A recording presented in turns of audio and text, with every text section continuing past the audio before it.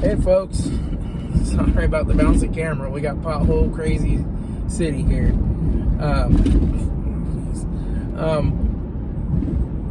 So I'm having some insurance problems. So I had some insurance through this online place that insures mobile mechanics,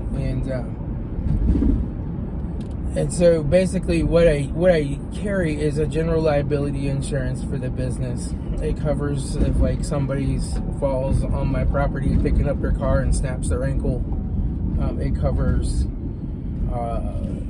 like if I'm working at a shop and I break something or I hurt something or destroy something. It like if I run my car into their building or something like that. And then I carry a liability insurance so that if I'm out driving a customer's car and I hit somebody, it insures the person that I hit and covers their damage. And I also carry what's called garage keepers insurance, which would cover anything that would happen to the customer's car when it's in my possession. So like if I wrecked their car, it would cover their car as well. Or if my garage catches on fire and burns down, or if their car gets vandalized or something like that, it covers it. The old insurance covered it, I believe, with a $500 deductible. Maybe it was $750. But they sent me this questionnaire, and so I filled it out and answered it honestly. And the two things that they have a problem with is that, one, I don't have a secured place to store the vehicles. It's not like a fenced-in area. I do have it all covered with cameras with motion detection that go to my phone, so if somebody's there messing around, I'm going to know it pretty quick. I also am not ASE certified, which it's hard to get ASE certified if you're in business for yourself.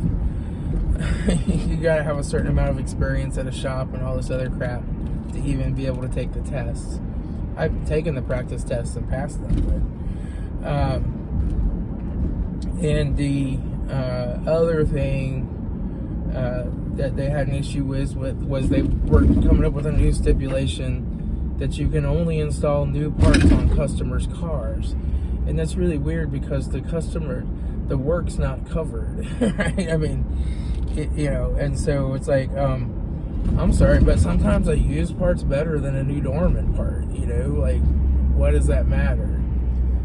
So they've evidently had some problems. I imagine catalytic converter thefts are a problem with them right now, and I imagine that they've had some kind of problem where somebody put a used part in a customer's car and it failed and they got sued or something.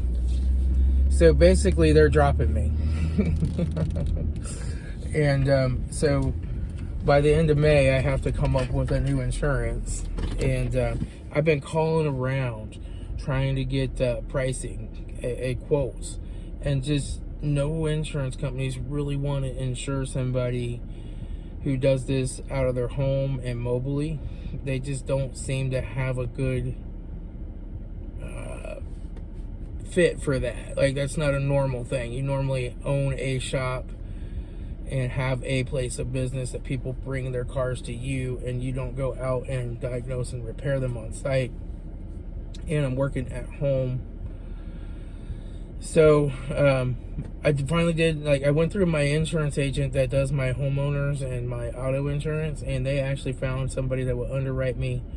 And but it's going to be more expensive. It's going to cost me $1,800 a year. That's about double what I was paying, and it's going to be $1,000 deductible. So I don't know. I think I'm going to have to do it if I want to stay in business, because I definitely don't want to get in an accident and then be on the hook for tens of thousands of dollars. And if there's medical problems from that accident, it could go into the millions. That would bankrupt me, right? I wouldn't lose everything because the house is in my wife's name, not my name. So, I don't know how that works. Like, I don't know if they can sue her for it since we're married, since it's a community property state. I don't know, but I just like to have the insurance. It just means I'm going to have to raise my rates a little bit to cover that. It just is what it is. But,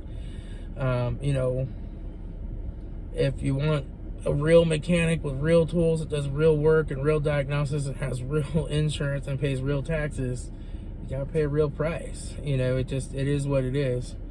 But I'm just curious, any of you other people out there that are mobile mechanics or work on cars at home, do you have insurance?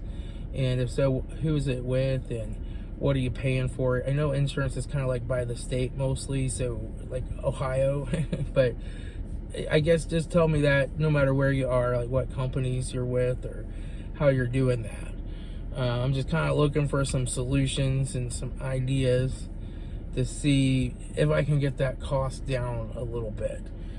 Anyway, that's all I got, folks. I will talk to you later. It's time, Frugal Prepper.